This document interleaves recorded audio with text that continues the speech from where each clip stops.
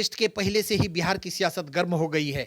एक तरफ जहां मुख्यमंत्री नीतीश कुमार का फिर बीजेपी से हाथ मिलाने के बाद जहां प्रधानमंत्री नरेंद्र मोदी से मुलाकात कर बिहार लौटे हैं और आरजेडी के विधानसभा अध्यक्ष के खिलाफ 12 फरवरी को विधानसभा में अविश्वास प्रस्ताव पेश करने की कवायद शुरू कर दिए हैं, वहीं दूसरी तरफ बिहार विधानसभा के वर्तमान अध्यक्ष अवध बिहारी चौधरी अपने पद पर तब तक अड़े रहने की बात कर रहे हैं जब तक बिहार विधानसभा के सदन में जदयू और बीजेपी नीतीश सरकार के पक्ष में अपना बहुमत साबित नहीं कर देते। बताओ कि बिहार में नीतीश कुमार के मुख्यमंत्री रहते करीब 19 वर्षों के दौरान नीतीश कुमार ने मुख्यमंत्री बने रहने के लिए 3 बार अपनी पार्टी जदयू का कभी आरजेडी तो कभी बीजेपी के साथ अल्टापल्टी की है। फिलहाल 2024 के 27 जनवरी को आरजेडी के साथ वाली सरकार से इस्तीफा देकर पुनः बीजेपी के साथ 28 जनवरी को मुख्यमंत्री के रूप में शपथ लिए हैं। ऐसे में आरजेडी के साथ वाली सरकार के समय बिहार विधानसभा में आरजेडी और जदयू ने अवध बिहारी चौधरी को बिहार विधानसभा का अध्यक्ष चुना था, जो आरजेडी का नेता है। अब जदयू का बीजेपी के साथ आने के बाद विधानसभा अध्यक्ष को पद से हटाने का बिगुल फूंका गया है। स्वाभाविक है कि राजनीतिक पार्टियों की अल्टापल्टी की स्थिति में कोई भी सरकार अपने अनुरूप विधानसभा अध्यक्ष का चुनाव करते हैं। ऐसे में पहले चुने गए अध्यक्ष नए मुख्यमंत्री के शपथ के बाद 14 दिनों के अंदर अपने विवेक से इस्तीफा नहीं देते हैं तो 14वें दिन अध्यक्ष के खिलाफ विधानसभा के सदन में अविश्वास प्रस्ताव लाकर हटाने का नियम है। अब यह 14वां दिन 12 फरवरी को पूरा हो रहा है। इधर 12 फरवरी से बीजेपी जदयू की सरकार ने 2024 का बजट सत्र आरंभ करने की घोषणा की है। इसी दिन जदयू बीजेपी की सरकार को बहुमत भी सिद्ध करना है। ऐसे में 12 फरवरी को विधानसभा में राजनीतिक उथल पुथल एवं टकराव की संभावना से इनकार नहीं किया जा सकता है। इधर पिछले आरजेडी एवं जेडीयू की सरकार के समय चुने गए बिहार विधानसभा के उपाध्यक्ष महेश्वर हजारी के पद पर बने रहना जारी है। महेश्वर हजारी जदयू पार्टी की तरफ से है।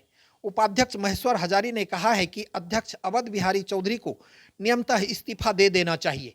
अगर वह आरजेडी के दबाव में इस्तीफा नहीं दे रहे हैं तो विधानसभा के सदन में अविश्वास प्रस्ताव मूव करने के समय वह चेयर पर नहीं रह सकते हैं। उस समय सत्र का संचालन खुद उपाध्यक्ष के जिम्मे आ जाता है। बिहार विधानसभा का अपना नियमावली है। नियमावली के अनुकूल ही कोई व्यक्ति काम कर सकता है, चाहे अध्यक्ष हो, चाहे उपाध्यक्ष हो, चाहे मिनिस्टर हो, चाहे सीएम हो। और बिहार विधानसभा में चूँकि सर्वोच्च पद अध्यक्ष का पद होता है, तो इसीलिए हम लोगों के अनुमान थी, जिस तरह से आप बता रहे हैं जो अध्यक्ष जी बोले जी इस्तीफा नहीं देंगे, तो हम लोगों को था अनुमान जो समाजवादी नेता हैं नैतिकता के आधार पर स्वयं इस्तीफा दे देंगे, लेकिन नहीं इस्तीफा देना यह दुर्भाग्यपूर्ण बात है।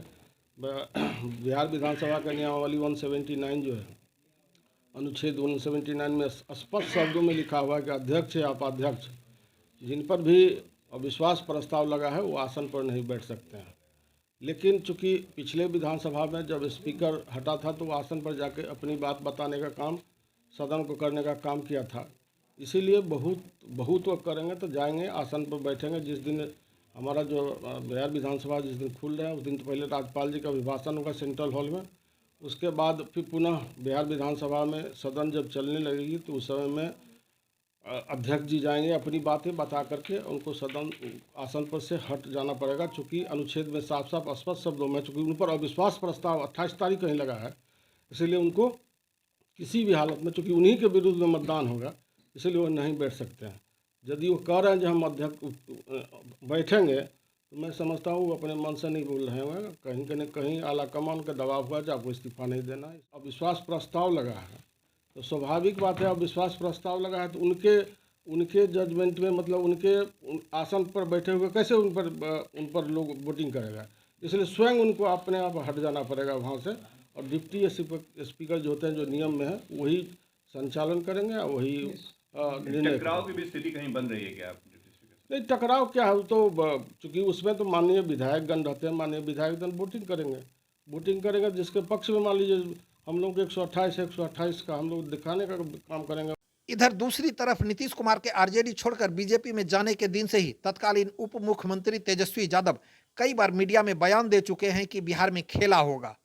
इस बयान के बाबत कयास लगाया जा रहा है कि दूसरी किसी संभावनाओं के बल बिहार विधानसभा उपाध्यक्ष को अपने पद से इस्तीफा देने से रोका गया है।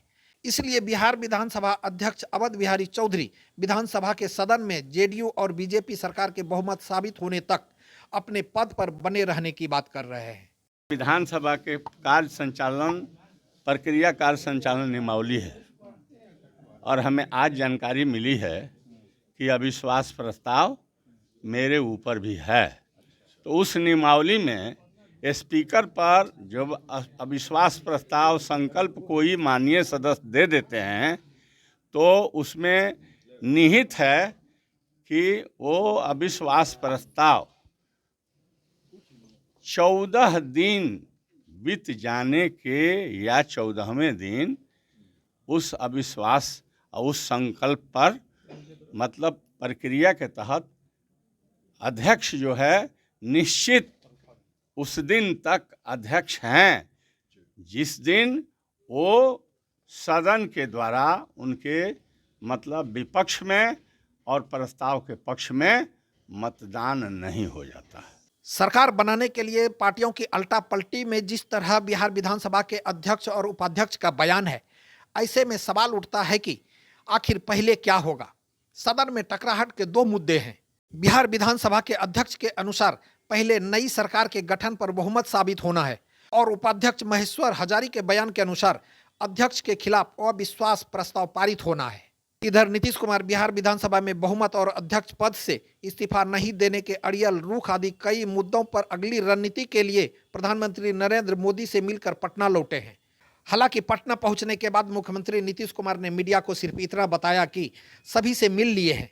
अब हमारी संबंध अटल बिहारी वाजपेयी के साथ जिस तरह 17 साल चला था, अब वही संबंध फिर से हो गया है।